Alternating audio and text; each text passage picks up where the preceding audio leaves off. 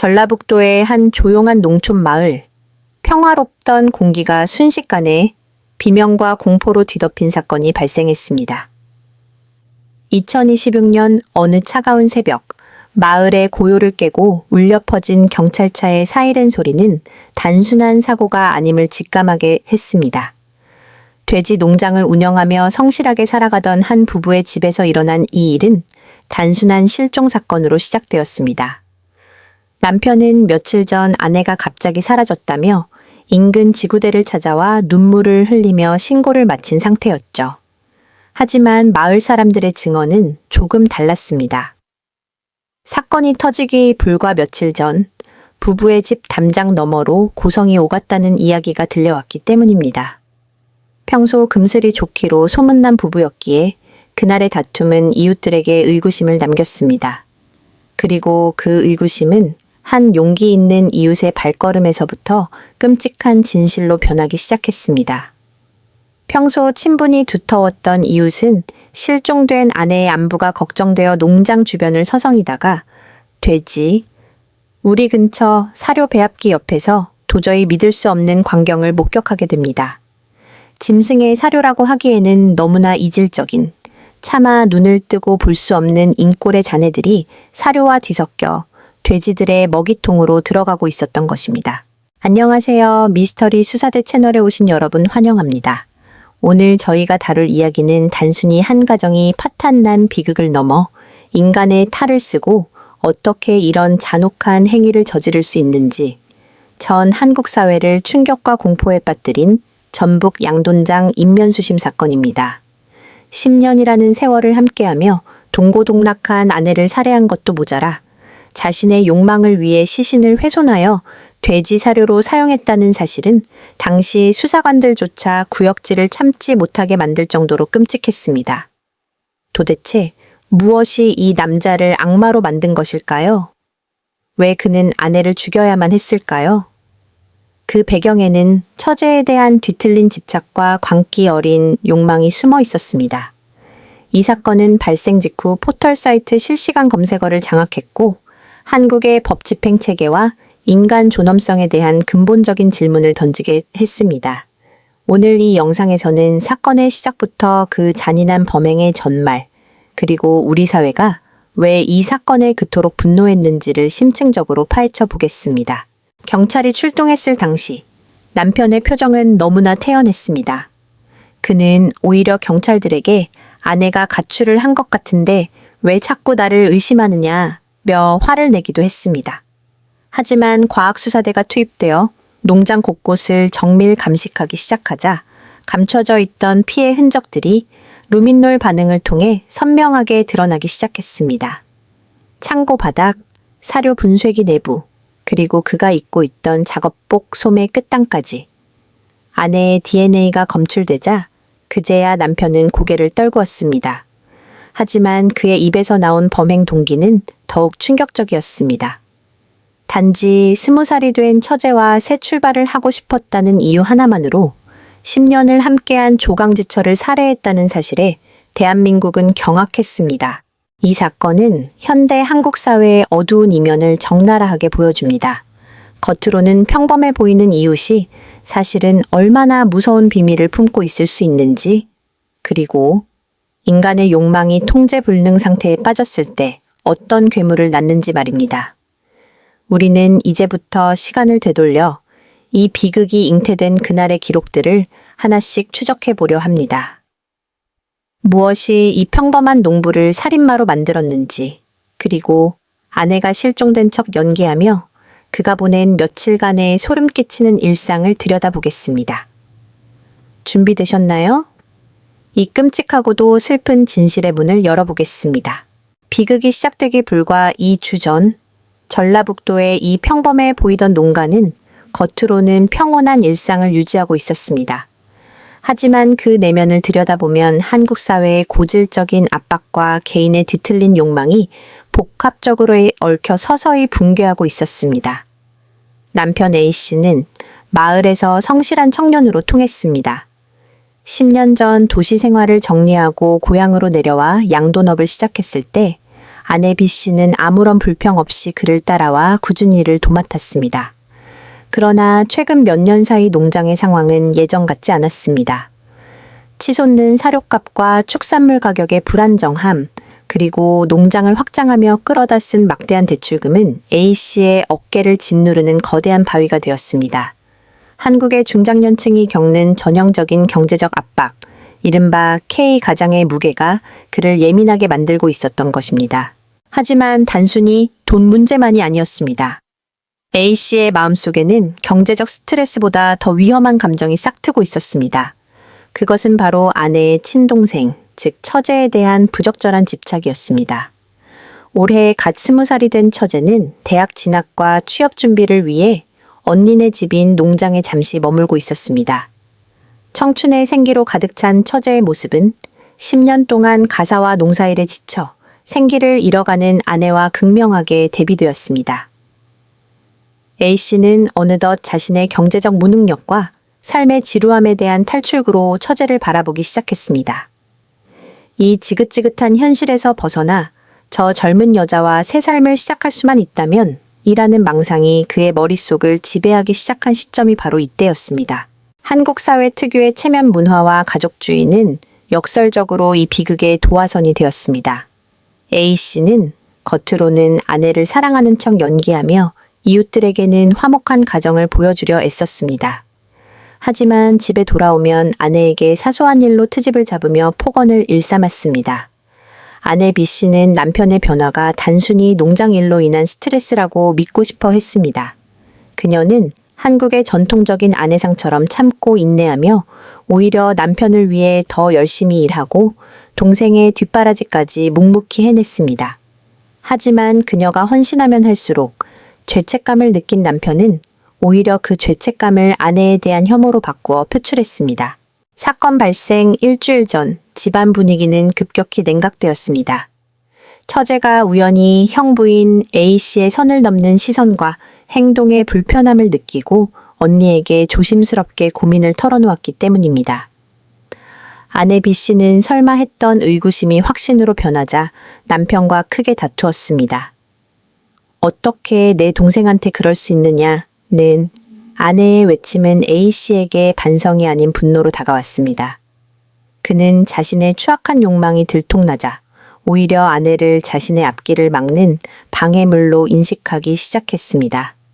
한국 사회의 치열한 경쟁 속에서 도태되었다는 패배감과 처제라는 환상에 눈이 먼 광기가 결합하여 그는 돌아올 수 없는 강을 건널 결심을 하게 됩니다.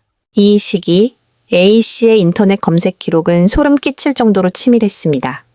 그는 농장의 돼지 사료 배합기를 어떻게 활용할지, 그리고 시신을 처리했을 때 흔적을 지우는 법 등을 검색하기 시작했습니다.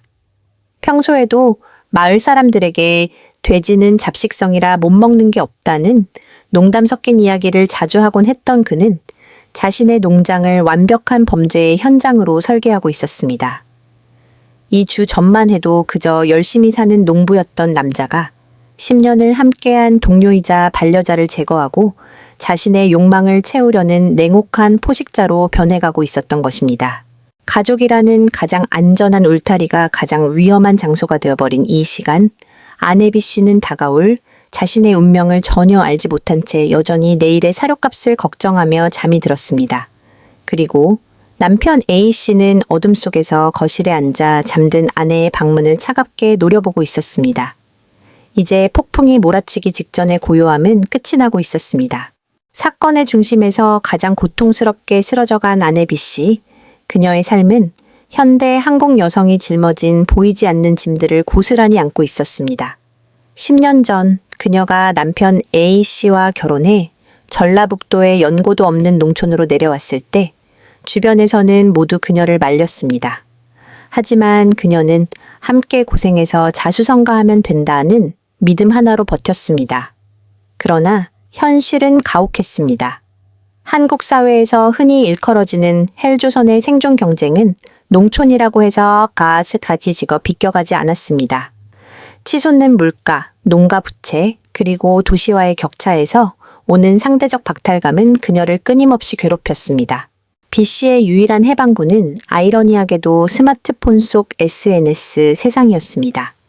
그녀는 농사일로 거칠어진 손을 감추고 가끔 예쁜 카페에 가거나 동생과 함께 찍은 사진을 올리며 평범한 행복을 꿈꿨습니다.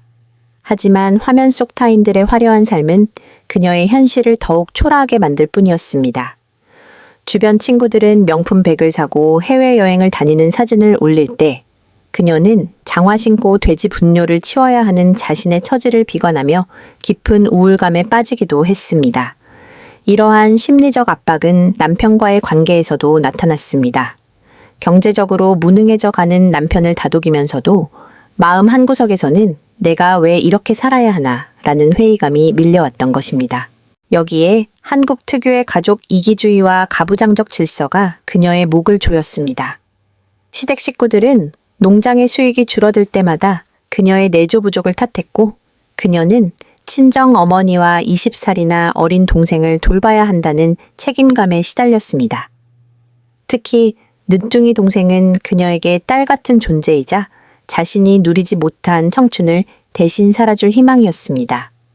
그녀는 자신의 옷 한 벌 사지 않으면서도 동생의 대학 등록금과 용돈을 마련하기 위해 밤낮으로 일했습니다.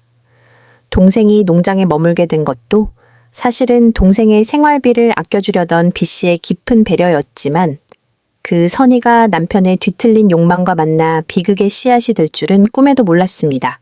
사건 직전 B 씨의 심리 상태는 극한의 불안 속에 있었습니다.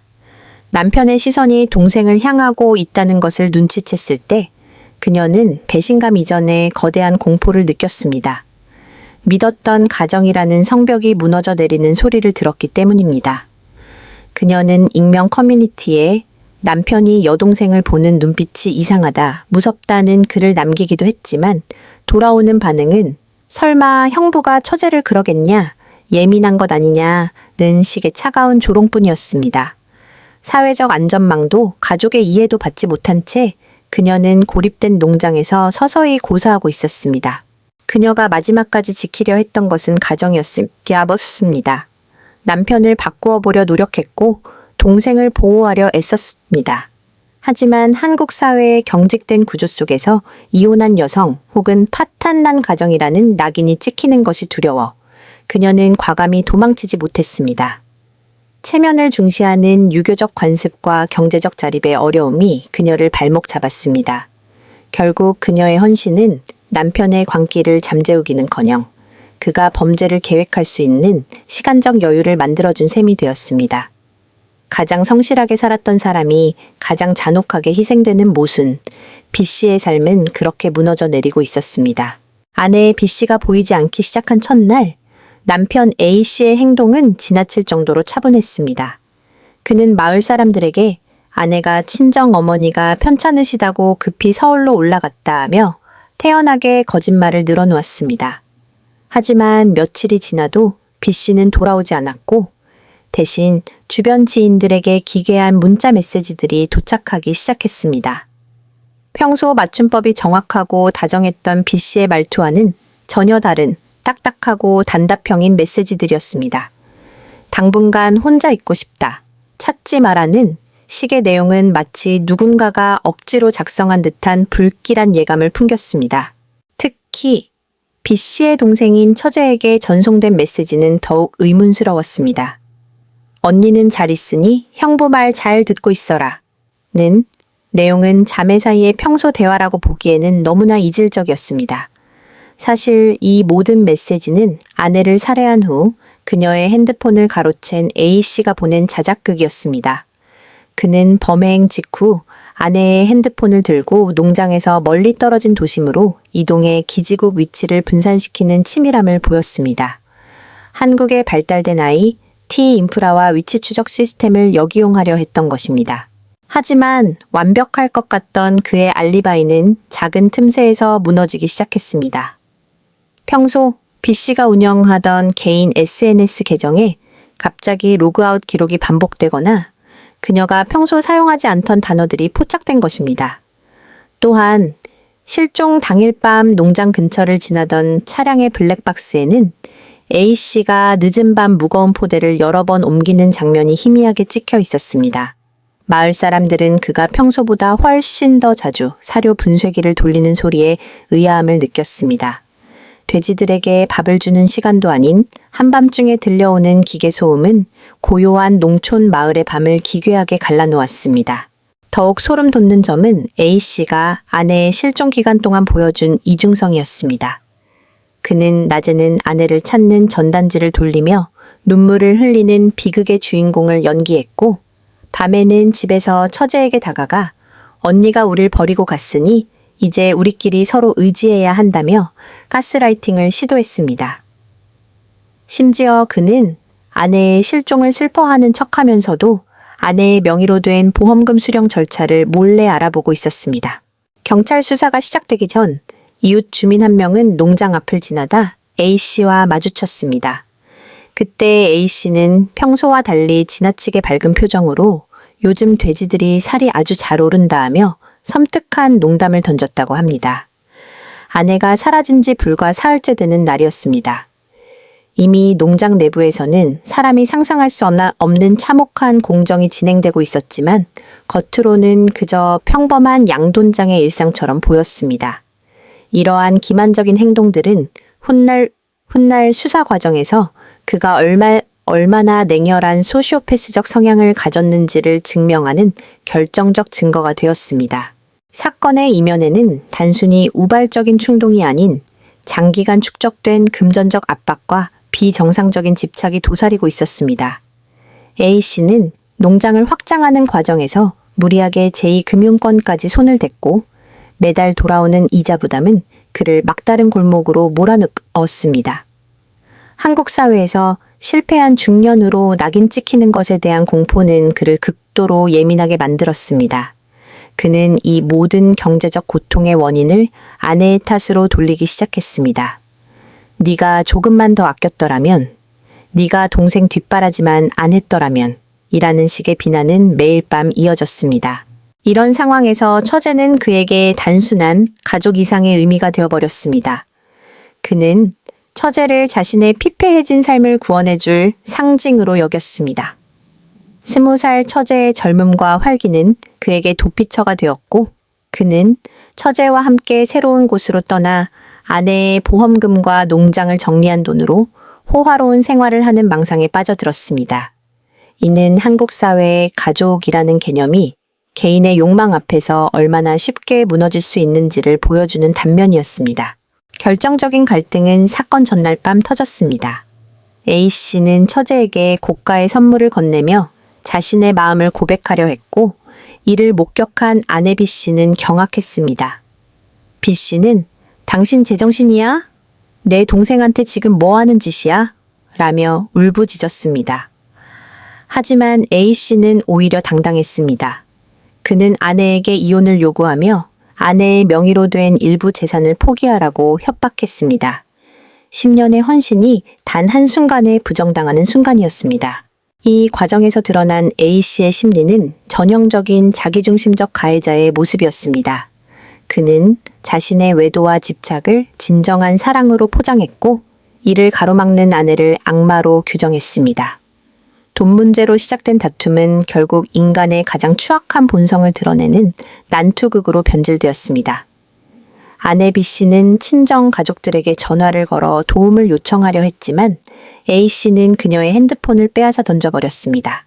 농장의 어둠 속에서 두 사람의 외침은 돼지들의 울음소리에 묻혀 외부로 나가지 못했습니다. A씨는 이미 이성을 잃은 상태였습니다. 그는 서랍 깊숙이 넣어두었던 농장용 공구를 떠올렸습니다. 그것은 아내를 위협하기 위한 도구가 아니라 장애물을 제거하기 위한 수단으로 변해 있었습니다. 금전적인 몰락과 비정상적인 연애 환상이 결합된 이 폭주는 결국 돌이킬 수 없는 선을 넘기 직전까지 치달았습니다. 그날 밤, 농장의 공기는 평소보다 무겁고 습했습니다. 거실 소파에 앉아 가쁜 숨을 몰아쉬던 A씨의 머릿속에는 단 한 가지 생각뿐이었습니다. 이 여자만 없으면 모든 문제가 해결된다. 한국 사회에서 중년 남성이 느끼는 파산에 대한 공포, 그리고 처제라는 환상에 집착하던 광기가 결합하여 그의 이성을 완전히 마비시킨 순간이었습니다.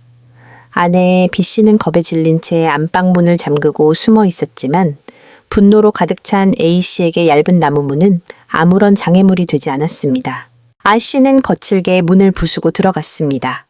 아내, B씨는 바닥에 주저앉아 살려달라고 애원했습니다. 우리가 함께한 10년 세월을 봐서라도 이러지 마라. 동생을 봐서라도 제발 참아달라고 울부짖었지만 그 호소는 오히려 A씨의 사리를 자극했습니다. 그에게 아내의 목소리는 자신의 치부를 들춰내는 소음일 뿐이었습니다. 결국 그는 농장에서 가축을 다룰 때 사용하던 둥이를 휘둘렀습니다. 단 한 번의 타격으로 10년의 인연은 차가운 바닥 위에서 끊어지고 말았습니다. 범행 직후 A씨는 잠시 멍하니 아내의 시신을 바라보았습니다. 하지만 공포나 후회는 오래가지 않았습니다. 그는 곧바로 다음 단계, 즉 완벽한 증거 인멸을 고민하기 시작했습니다. 일반적인 살인범들이 시신을 산에 묻거나 바다에 버리는 것과 달리 그는 매일같이 다루던 농장의 기계들을 떠올렸습니다. 돼지 사료를 배합하고 분쇄하는 거대한 기계장치들, 그리고 무엇이든 먹어치우는 굶주린 돼지들. 그는 자신이 가장 잘 아는 환경을 범죄의 도구로 이용하기로 했습니다. 이 과정에서 드러난 그의 냉혹함은 상상을 초월했습니다. 그는 시신을 욕실로 옮긴 뒤 마치 가축을 도축하듯 침착하게 흔적을 지워나갔습니다. 한국의 범죄 수사 드라마에서나 나올 법한 치밀함으로 피 냄새를 없애기 위해 강력한 세정제를 뿌렸고 시신을 분해하여 사료와 섞기 시작했습니다. 이것은 단순한 살인을 넘어 인간의 존엄성을 완전히 짓밟는 행위였습니다. 그는 자신이 키우는 돼지들에게 아내의 흔적을 먹이로 주면서 자신의 범죄가 영원히 사라질 것이라 믿었습니다. 이 폭발의 순간은 단순히 한 개인의 일탈로만 치부하기엔 너무나 상징적이었습니다. 극한의 경쟁 사회인 헬조선에서 밀려나지 않으려는 강박, 그리고 그 스트레스를 가장 가까운 가족에게 잔혹하게 풀어버린 인간 실격의 현장이었습니다. 비극이 정점에 달했던 그 새벽, 농장의 사료 분쇄기는 굉음을 내며 돌아갔고 그 소리는 아내 B씨의 마지막 비명마저 집어삼켰습니다. 날이 밝아오자 A씨는 아무 일 없었다는 듯 작업복을 갈아입고 마을 사람들에게 인사를 건넸습니다. 악마는 평범한 이웃의 얼굴을 하고 다시 일상으로 복귀한 것입니다. 범행이 끝난 뒤 농장의 아침은 평소와 다름없이 밝아왔습니다. 하지만 A씨의 일상은 이전보다 훨씬 더 정교하고 치밀한 연극으로 채워지기 시작했습니다. 그는 가장 먼저 아내의 핸드폰을 챙겨 마을에서 멀리 떨어진 읍내로 나갔습니다. 그곳에서 그는 아내의 친구들에게 마치 살아있는 것처럼 안부 문자를 보냈습니다. 남편이랑 좀 싸워서 바람 좀 쐬러 나왔어. 찾지 마. 마음 정리되면 돌아갈게. 라는 메시지들은 수사기관의 초기 추적을 혼란에 빠뜨리려는 아주 한국적인 은폐 방식이었습니다. 기지국 위치를 분산시켜 마치 아내가 가출 후 이동 중인 것처럼 꾸민 것입니다. 농장으로 돌아온 그는 더욱 소름 끼치는 행동을 이어갔습니다. 평소보다 더 부지런하게 농장을 청소하고 이웃 주민들에게 먼저 다가가 인사를 건넸습니다. 마을 사람들은 아내가 집을 나가서 고생이 많네라며 오히려 그를 위로했습니다. A씨는 이 위로를 즐기기라도 하듯 동네 슈퍼에 들러 소주 한 병을 사며 아내가 없으니 집안이 텅 빈 것 같다. 고 눈시울을 붉히는 연기까지 선보였습니다. 이는 이웃 간의 정기 깊은 한국 농촌 사회의 특성을 역이용해 자신에 대한 의심을 원천 차단하려는 계산된 행동이었습니다. 특히 처제에 대한 가스라이팅은 절정에 달했습니다. 그는 공포에 떨고 있는 처제에게 언니는 무책임하게 우리를 버리고 떠났다며 끊임없이 세뇌했습니다. 언니의 실종으로 심리적 의지처가 사라진 20살의 동생에게 그는 유일한 보호자인 척 행세하며 자신의 곁에 두려 했습니다. 그는 아내가 죽은 그 집에서 처제를 위해 요리를 하고 아내의 빈자리를 자신이 채워주겠다며 파렴치한 접근을 계속했습니다. 10년을 함께한 아내의 흔적이 돼지우리에서 사라져가는 동안 그는 새로운 욕망의 대상을 향해 노골적인 손길을 뻗친 것입니다. 하지만 그의 연기에는 치명적인 허점이 있었습니다. 평소 아내 B씨는 자신의 어머니, 즉 A씨의 장모님과 하루에도 몇 번씩 통화할 정도로 효심이 지극했습니다. 그런데 가출했다는 딸이 어머니의 전화는 일절 받지 않고 오직 문자 메시지로만 답한다는 사실에 장모님은 의구심을 품기 시작했습니다. 우리 딸은 아무리 화가 나도 내 목소리를 안 들을 아이가 아니다 라는 어머니의 직감이 수사의 불씨를 지피게 된 것입니다. A씨는 경찰이 농장을 방문했을 때도 당황하지 않았습니다. 그는 오히려 수고하신다며 음료수를 건네고 농장 내부를 구경시켜주기도 했습니다. 자신의 범죄 현장이자 증거인 사료 배합기를 가리키며 요즘 기계가 좋아서 일이 편하다는 농담까지 던졌습니다. 그 평온한 미소 뒤에 아내를 난도질해 짐승의 먹이로 던져준 괴물이 숨어 있으리라고는 누구도 쉽게 상상하지 못했습니다. 그는 한국 사회의 평범하고 성실한 가장이라는 가면을 쓰고 법과 도덕을 비웃으며 완벽한 범죄를 확신하고 있었습니다. 수사가 진행될수록 전문가들은 A씨의 범죄 방식과 그 이면에 숨겨진 심리 상태에 주목했습니다. 그는 단순히 아내를 살해한 살인범이 아니었습니다. 그는 피해자의 존재 자체를 이 세상에서 완전히 지워버리려 했던 사회적 소시오패스의 전형을 보여주었습니다. 프로파일러들은 A씨가 시신을 돼지 사료로 처리한 행위에 대해 단순한 증거인멸을 넘어선 피해자에 대한 극도의 비인간화라고 분석했습니다. 10년을 함께 산 반려자를 인격체가 아닌 처리해야 할 폐기물이나 동물의 먹이로 정의 내린 것입니다. 그는 왜 이토록 잔인한 방식을 선택했을까요? 심리학적으로 볼 때 A씨는 한국 사회의 전형적인 자기애적 성격 장애와 보상 심리가 결합된 상태였습니다. 농장 경영의 실패와 막대한 부채는 그의 자존감에 치명적인 상처를 입혔습니다. 그는 자신의 무능함을 인정하는 대신 그 스트레스를 해소할 대상으로 가장 가까운 아내를 선택했습니다. 아내를 파괴함으로써 자신의 실패를 부정하고 처제라는 새로운 대상을 얻어 인생을 리셋할 수 있다는 위험한 망상에 빠진 것입니다. 여기서 주목해야 할 점은 그의 도구적 살인 성향입니다. 그는 충동적으로 아내를 죽인 것이 아니라 자신의 목적, 처제와의 새삼, 보험금, 부채 해결을 달성하기 위한 가장 효율적인 수단으로 살인을 계획했습니다.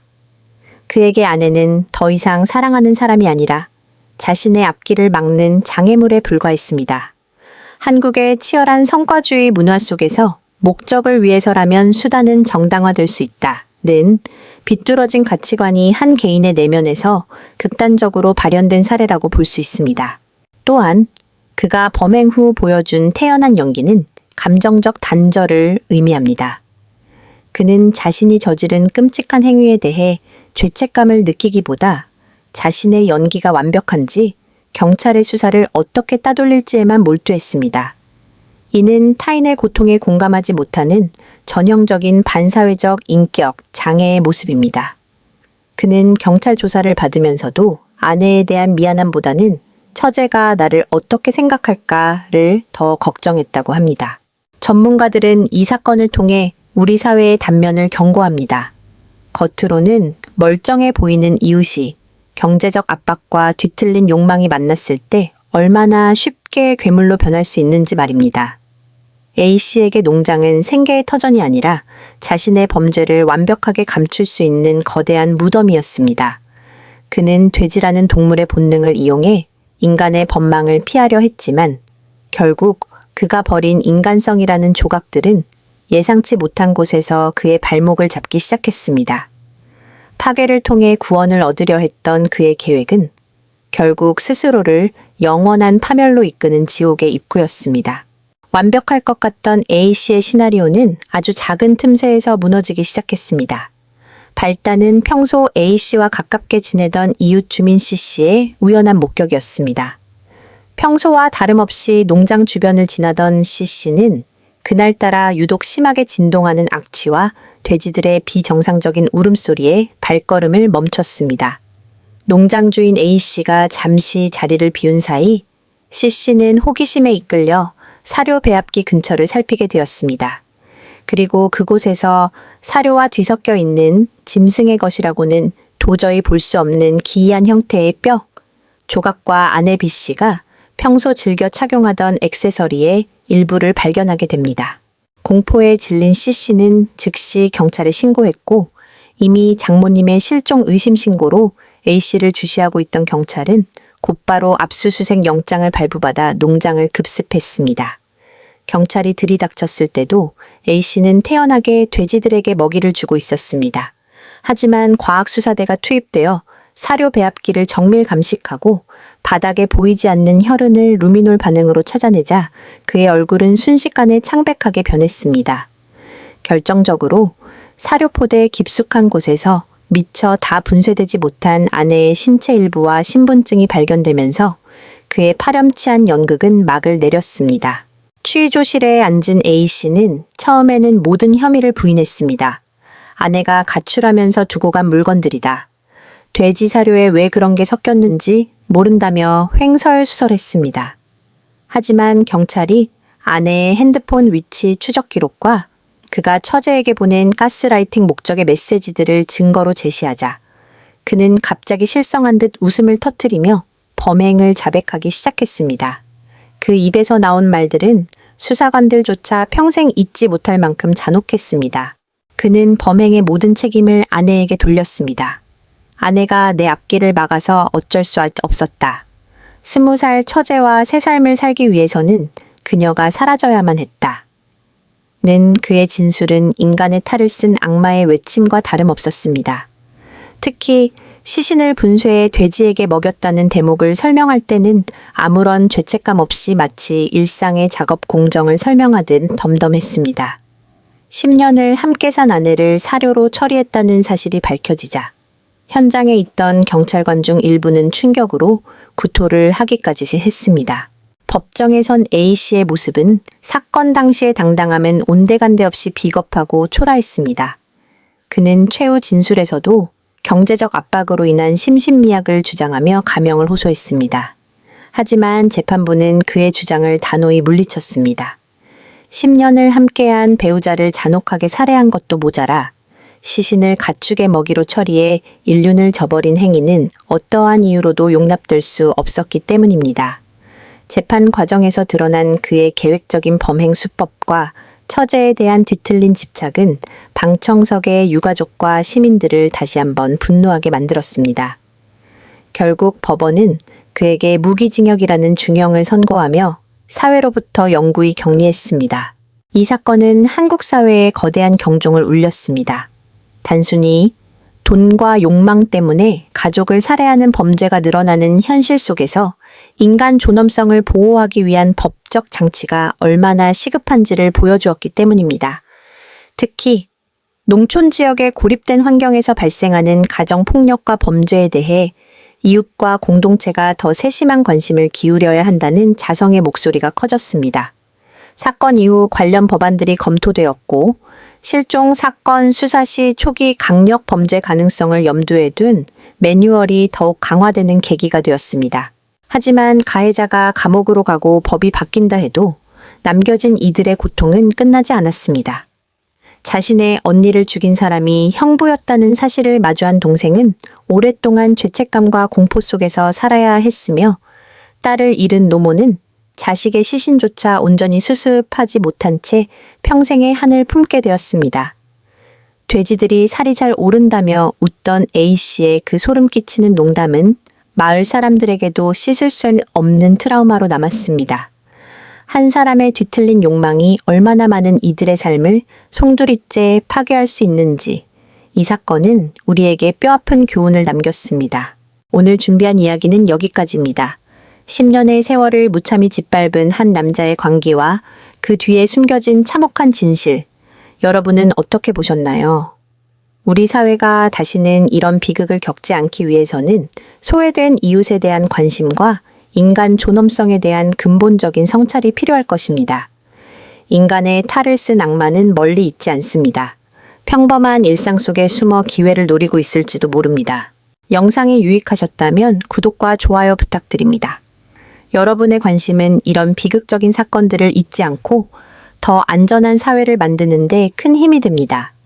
저는 다음에도 더 깊이 있고 통찰력 있는 미스터리 수사 보고서로 돌아오겠습니다. 시청해 주셔서 감사합니다.